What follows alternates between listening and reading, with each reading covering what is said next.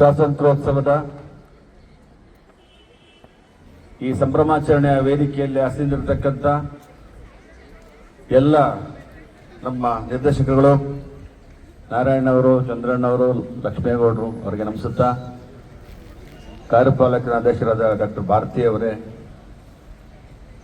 ಕೇಂದ್ರವರಾದ doctor Sujat Philip ಅವರೇ ಹಾಗೂ ಎಲ್ಲ ನಮ್ಮ ಬೋಧಕ ಹಾಗೂ ಬೋಧಕೇತರ ಸಿಬ್ಬಂದಿ ವರ್ಗದವರೇ, ಪ್ರೀತಿಯ ವಿದ್ಯಾರ್ಥಿನಿಯರೇ, Jnanasagara international public school, Jnanasagara PU college ಹಾಗೂ ನಮ್ಮ ಎಲ್ಲ ನರ್ಸಿಂಗ್ ಹಾಗೂ ಅರವೈದ್ಯಕೀಯ ವಿದ್ಯಾರ್ಥಿಗಳೇ ಹಾಗೂ ಬೋಧಕ ಹಾಗೂ ಬೋಧಕೇತರ ಸಿಬ್ಬಂದಿ ವರ್ಗದವರು, ಬಹಳ ಸಂತೋಷದ ಸಮಯ ಇದು.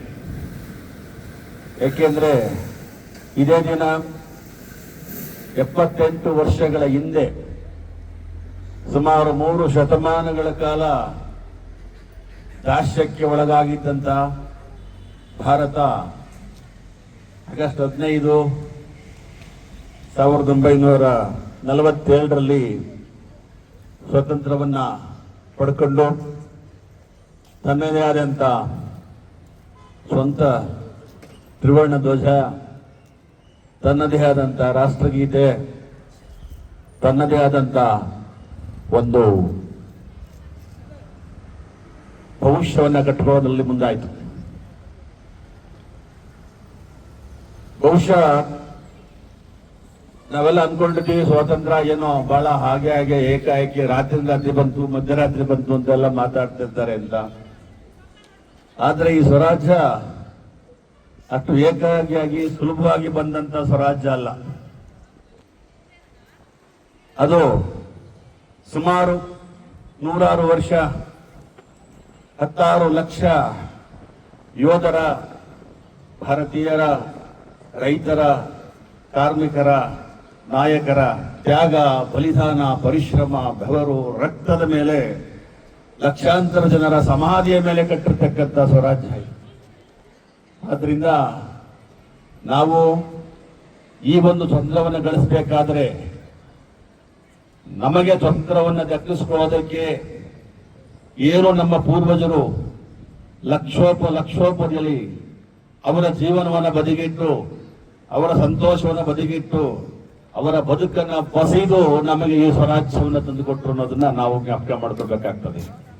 ಅವರೆಲ್ಲರಿಗೂ ಕೂಡ ನಾವು ನಮಿಸುವಂತ, ಅವರ ತ್ಯಾಗವನ್ನ ಜ್ಞಾಪಕ ಮಾಡ್ಕೊಳ್ತಕ್ಕಂಥ ಒಂದು ದಿನ ಇದು.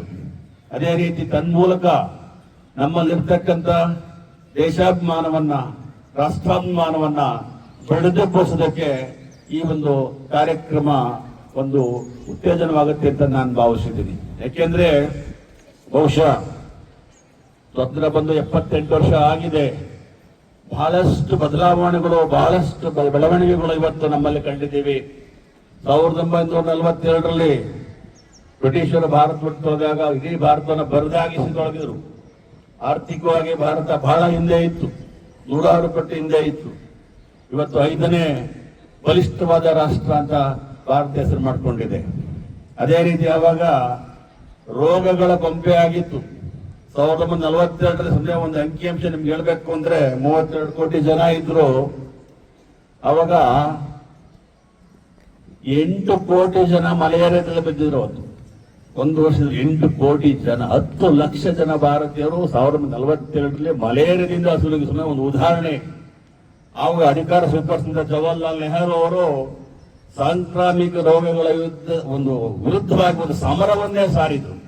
ಬಹಳ ಬೇಗ ಆ ರೋಗಗಳನ್ನ ಹತ್ತಿಕ್ಕದ ಹಲವಾರು ರಾಷ್ಟ್ರೀಯ ಯೋಜನೆ ಮೂಲಕ ಯಶಸ್ವಿನೇ ತಂದ್ರು. ಇವತ್ತು ಜನ ಮಾತಾಡ್ತಾರೆ, ಅಯ್ಯೋ ನೆಹರು ಏನ್ ಮಾಡಿದ್ರಪ್ಪ, ಗಾಂಧೀಜಿ ಏನ್ ಮಾಡಿದ್ರು ಅಂತ. ಗಾಂಧೀಜಿ ಸ್ವಂತನೇ ತರಲಿಲ್ಲ ಅಂತ ಬಹಳಷ್ಟು ಜನ ಮಾತಾಡೋದನ್ನ, ವ್ಯಂಗ್ಯವಾಗಿ ಮಾತಾಡೋದನ್ನ ನಾವೆಲ್ಲ ಕೇಳಿದ್ರಿ. ಬಹುಶಃ ಇವತ್ತಿನ ಯುವ ಜನತೆಗೆ ಬಹಳ ಮುಖ್ಯವಾದ್ದು ಅಂದ್ರೆ ಗಾಂಧೀಜಿಯನ್ನ ಅಪಪ್ರಚಾರವನ್ನ ಅಪಾರ್ಥ ಮಾಡ್ಕೊಂಡು ತಪ್ಪಿಸೋದು ಒಂದು ಮುಖ್ಯವಾದ ಕೆಲಸ ಆಗಿದೆ. ಯಾಕೆಂದ್ರೆ ಬಹಳಷ್ಟು ಜನ ತ್ಯಾಗ ಕೊಡೋದು, ಬಲಿದಾನ, ರಕ್ತದಾನ ಅದರಿಂದ ಬಂದರೂ ಕೂಡ ಗಾಂಧೀಜಿಯವರು 1915ರಲ್ಲಿ ದಕ್ಷಿಣಾಫ್ರಿಕಾ ವಾಪಸ್ ಬಂದಾಗ ಅವರ ಸೂಟು ಬೂಟನ್ನ ಕಳಿಸಿ ಬರೀ ಅರ್ಧ ಪಂಚೆಯನ್ನು ಮುಟ್ಟು ಇಡೀ ದೇಶದ ಉದ್ದಗಲಕ್ಕೂ ಓಡಾಡಿದ್ರು. ಮನೆಗೂ ತಿರುಗಿದ್ರು. ಬಹುಶಃ ನಮ್ಮ ಒಂದು ಜಿಲ್ಲೆಯ ಉದಾಹರಣೆ ಕೊಡಬೇಕಾದ್ರೆ 1922ರಲ್ಲಿ ಗಾಂಧೀಜಿ ಅವರು ಒಳನೇಶ್ವರಕ್ಕೆ ಬಂದಿದ್ದಾರೆ. ಒಳನೇಶ್ವರಕ್ಕೆ ಬಂದು ಸಾರ್ವಜನಿಕ ಕಾರ್ಯಕ್ರಮ ಉದ್ದೇಶಿಸಿ, ಸ್ವಾತಂತ್ರ್ಯ ಪ್ರಾಮುಖ್ಯತೆಯನ್ನು ಉದ್ದೇಶಿಸಿ, ಅದೇ ರೀತಿ ಅಸ್ಪೃಶ್ಯತಾ ನಿವಾರಣೆ, ಮಧ್ಯವರ್ಜನ ಬಗ್ಗೆ ಭಾಷಣವನ್ನು ಮಾಡಿ ಹೋಗಿರೋದು ಇತಿಹಾಸದ ಪುಟದಲ್ಲಿ ಸಿಗುತ್ತೆ. ಅದು ಮುಂದಿನ ದಿವಸ ಹಾಸನದಲ್ಲಿ ನಮ್ಮ ತಾಲೂಕಿನ ಯಶವಂತನವರ ಆರಂಭದ ಕಾರ್ಯಕ್ರಮದಲ್ಲಿ ಮಹಾತ್ಮ ಗಾಂಧೀಜಿಯವರ ಜನರನ್ನು ಹುರಿದುಂಬಿಸಿ ಹೋಗಿದ್ದಾರೆ. ಅದರ ಮುಂದಿನ ದಿವಸ 24 ದಿವಸದಲ್ಲಿ ಅರಸೀಕೆರೆಯಲ್ಲಿ ಅಂದ್ರೆ ಮಹಾತ್ಮ ಗಾಂಧೀಜಿಯವರು ಭೇಟಿ ಕೊಡದೇ ಇರ್ತಕ್ಕಂಥ ಬಹಳಷ್ಟು ಸಲ ಪಾದಯಾತ್ರೆಯಲ್ಲಿ ಟ್ರೈನ್ ಉಪಯೋಗಿಸಿದ್ರಷ್ಟೇ. ತಾಲೂಕುಗಳು ಬಹಳ ಕಡಿಮೆ ಭಾರತದಲ್ಲಿ.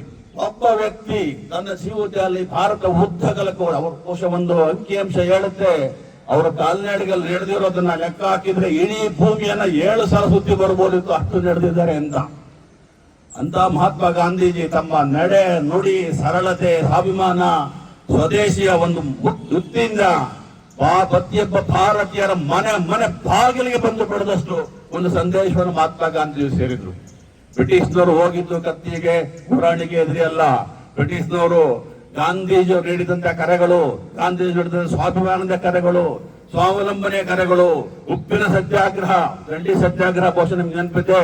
ದಂಡಿ ಸತ್ಯಾಗ್ರಹದಲ್ಲಿ ಬ್ರಿಟಿಷ್ ಯಾವಾಗ ಉಪ್ಪಿನ ಮೇಲೆ ಟ್ಯಾಕ್ಸ್ ಹಾಕಿದ್ರು, ಅದು ಉದಾಹರಣೆ ಕೊಡುತ್ತೆ ಬ್ರಿಟಿಷ್ನವರು ಎಷ್ಟು ಶೋಷಣೆ ಮಾಡಿದ್ರು ಅಂತ. ಉಪ್ಪಿನ ಮೇಲೆ ಸತ್ಯಾಗ್ರಹ ಹಾಕಿದ್ರು. ಅವಾಗ ಗಾಂಧೀಜಿ ದಂಡಿ ಯಾತ್ರೆ ತಗೊಂಡ್ರು.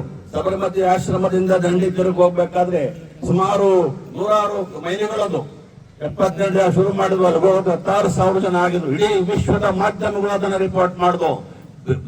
ಭಾರತದಲ್ಲಿ ಬ್ರಿಟಿಷರ ವಿರುದ್ಧ ಹೋರಾಟ ನಡೀತದೆ. ಮಹಾತ್ಮ ಗಾಂಧಿ ಮುಂದೆ ಉಪ್ಪಿನ ಸತ್ಯಾಗ್ರಹದಿಂದ ಬ್ರಿಟಿಷರ ಎದೆಯಲ್ಲಿ ಗುಡುಗನ್ನ ಎಬ್ಬಿಸಿದ್ರು ಮಹಾತ್ಮ ಗಾಂಧೀಜಿಯವರು. ಅದೇ ಅಸಹಕಾರ ಚಳವಳಿ, ಚರಕವನ್ನ ತಂದ್ರು. ಚರಕ ಯಾಕೆ ತಂದ್ರು ಅಂದ್ರೆ ಬ್ರಿಟಿಷ್ನವರು ಬಟ್ಟೆಯನ್ನ ಮ್ಯಾಂಚೆಸ್ಟರ್ನಿಂದ ಲಂಡನ್ನಿಂದ ತಂದು ಕೋಟಿ ಒಂದು ರೂಪಾಯಿಗೆ ಮಾರ್ಕೊಂಡು ಲಾಭವನ್ನ ಮಾಡ್ತಾ ಇದ್ರು. ಅದನ್ನ ವಿರೋಧಿಸಿ ಗಾಂಧೀಜಿಯವರು ಎಲ್ಲ ಕೈಗೆ ಚರಕವನ್ನ ಕೊಟ್ಟರು. ಹಚ್ಚಿ ನಾವು ಬೆಳೀತಾ ಇದೀವಿ, ನೂಲನ್ನು ತಯಾರಿಸಿ, ಬಟ್ಟೆ ತಯಾರಿಸಿ. ಬ್ರಿಟಿಷ್ನವರು ಗುಂಡಿನ ಶಬ್ದಕ್ಕಿಂತ ಎದುರಿಗಿಂತ ಚರಕದ ಶಬ್ದಕ್ಕೆ ಎದುರುವುದು. ನಮಗೆ ಕೋಟ್ಯಾಂತರ ರೂಪಾಯಿ ಲಾಭ ಬರ್ತಾರೆ. ಸರ್ಕಾರ ಕಷ್ಟಾರ್ಜಿತ ಮಟ್ಟಕ್ಕೆ ಬ್ರಿಟಿಷ್ನವರ ಗಾಂಧೀಜಿ ಶಸ್ತ್ರಗಳೇ ರಕ್ತ ಎದುರಿಸಿದ್ರು. ಅಂತ ಗಾಂಧೀಜಿ ಇವತ್ತು ಗಾಂಧೀಜಿಯ ಪಾತ್ರ ಏನೂ ಇಲ್ಲ ಅನ್ನೋದನ್ನು ನೀವು ಧಿಕ್ಕರಿಸಬೇಕು. ಗಾಂಧೀಜಿಯವರ ಮೇಲೆ ಇರ್ತಕ್ಕಂಥ ಅಪರಾಧವನ್ನ ಯೋಜನೆಯನ್ನು ರಕ್ಷಣೆ ಮಾಡೋದು ಕೂಡ ಈ ದಿನದ ಒಂದು ಕಾರ್ಯ ಅಂತ ನಾನು ಅದು ಅಂದ್ಕೊಂಡಿದ್ದೀನಿ. ಅದೇ ರೀತಿ ನೆಹರು ಅವರಾಗ್ಬೋದು, ಸುಭಾಷ್ ಚಂದ್ರ ಬೋಸ್ ರವರು ಹೇಳಿದ್ರು, ನನಗೆ ರಕ್ತವನ್ನು ಕೊಡಿ, ನಾನು ನಿಮಗೆ ಸ್ವತಂತ್ರವನ್ನು ಕೊಡುತ್ತೇನೆ. ಬ್ರಿಟಿಷರ ಎದೆಯಲ್ಲಿ ಗುಂಡಿಟ್ಟಂತ ಮಾತುಗಳನ್ನು ಅವರಾಡಿದ್ರು. ಆದರೆ ಸ್ವತಂತ್ರ ಸಂಭ್ರಮಾಚರಣೆ ಹೊತ್ತಿಗೆ ಅವರು ಇಲ್ಲ ಅನ್ನೋದು ಬಹಳ ವಿಷಾದನೀಯ. ಬಾಲಗಂಗಾಧರ ತಿಲಕ್ನವರು ಸ್ವರಾಜ್ಯ ನನ್ನ ಜನ್ಮಸಿದ್ಧ ಹಕ್ಕು, ನಾನು ಅದನ್ನ ಪಡೆಯುತ್ತೇನೆ ಅಂತ ಗುಳಿಗಿದ್ರು. ಅವರು ಕೂಡ ಸ್ವತಂತ್ರ ದಿನಾಚರಣೆಯ ಸಿಹಿ ಹಂಚುವಾಗ ಅವರು ಜೀವಂತವಾಗಿಲ್ಲ ಅನ್ನೋದು ನಾವೆಲ್ಲರೂ ಕೂಡ ವಿಷಾದಿಯ ಸಂಗತಿ ಅನ್ನೋದು.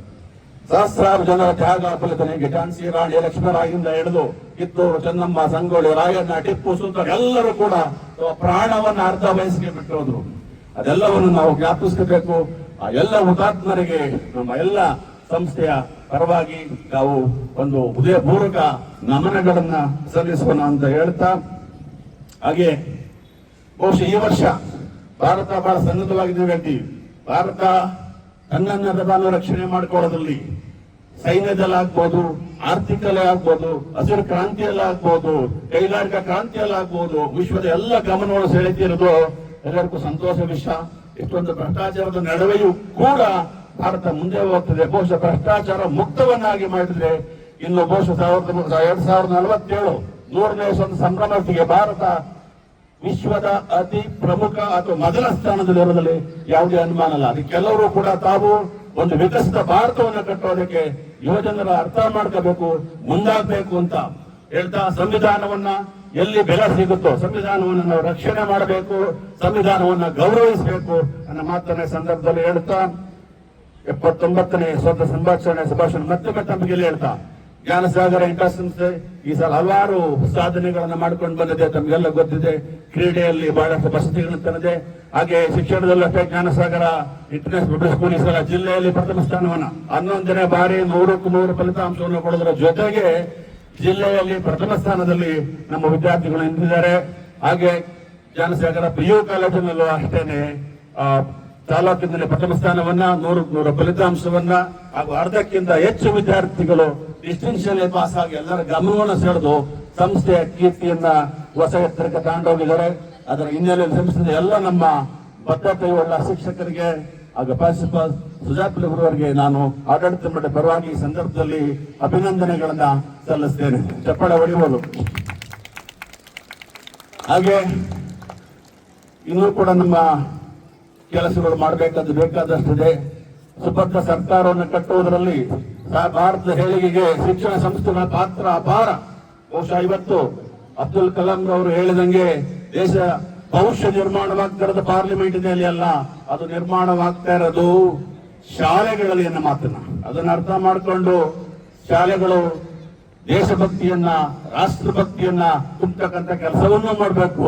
ಶೈಕ್ಷಣಿಕ ಹಾಗೂ ಶೈಕ್ಷಣಿಕ ಕ್ರೀಡೆ, ಸಂಗೀತ, ಸಾಹಿತ್ಯಗಳಲ್ಲೂ ಕೂಡ ವಿದ್ಯಾರ್ಥಿಗಳನ್ನ ಈ ದೇಶದ ಪರಂಪರೆ ತುಂಬುವುದರಲ್ಲೂ ಕೂಡ ಪ್ರಮುಖ ಪಾತ್ರವನ್ನು ವಹಿಸುವ ಆ ನಿಟ್ಟಿನಲ್ಲಿ ನಮ್ಮ ಸಂಸ್ಥೆ ಸುಮಾರು 15 ವರ್ಷಗಳಿಂದ ಕೂಡ ಚಾಚು ತಪ್ಪದೆ ಯಾವುದೇ ರಾಜ್ಯದ ನಡೆಸ್ಕೊಂಡು ಬಂದಿದೆ.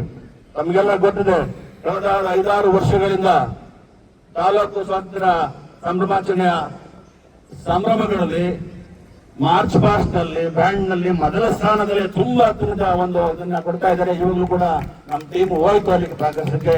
ಅವ್ರಿಗೆ ಒಳ್ಳೆಯದಾಗಲಿ ಅಂತ ಶುಭಾಶಯ. ಯಾಕೆಂದ್ರೆ ಅಷ್ಟು ಮಟ್ಟಿಗೆ ಒಂದು ಅಚ್ಚುಕಟ್ಟಿನ ಟ್ರೈನಿಂಗು ಇಲ್ಲಿ ನಡೀತಾ ಇದೆ, ಅದು ಮುಂದುವರಿಯುತ್ತೆ ಅನ್ನೋ ಮಾತನ್ನ ನಮ್ಮ ಪೋಷಕರು, ಕೆಲವು ಪೋಷಕರಿದ್ದಾರೆ, ಅವರಿಗೂ ಕೂಡ ಹೇಳ್ತಾ ಯಾವುದೇ ಸಂದರ್ಭದಲ್ಲಿ ಯಾವುದೇ ರೀತಿಯಲ್ಲೂ ಕೂಡ ಗುಣಮಟ್ಟದೊಂದಿಗೆ ಗುಣಮಟ್ಟದ ಮೌಲ್ಯದ ಶಿಕ್ಷಣಕ್ಕೆ ಜ್ಞಾನಸಾಗರ ಸಂಸ್ಥೆ ಯಾವತ್ತೂ ರಾಜಿ ಮಾಡ್ಕೊಳ್ಳಲ್ಲ ಅನ್ನೋ ಮಾತನ್ನ ಮತ್ತೊಮ್ಮೆ ಈ ಸಂದರ್ಭದಲ್ಲಿ ಹೇಳ್ತಾ ಎಲ್ಲರಿಗೂ ಕೂಡ ಈ 79ನೇ ಸ್ವಾತಂತ್ರ್ಯ ಸಂಭ್ರಮಾಚರಣೆಯ ಶುಭಾಶಯಗಳನ್ನು ಹೇಳ್ತಾ ಎಲ್ಲರಿಗೂ ವಂದಿಸ್ತಾ ನನ್ನ ಮಾತನ್ನು ಮುಗಿಸ್ತೇನೆ. ನಮಸ್ಕಾರ.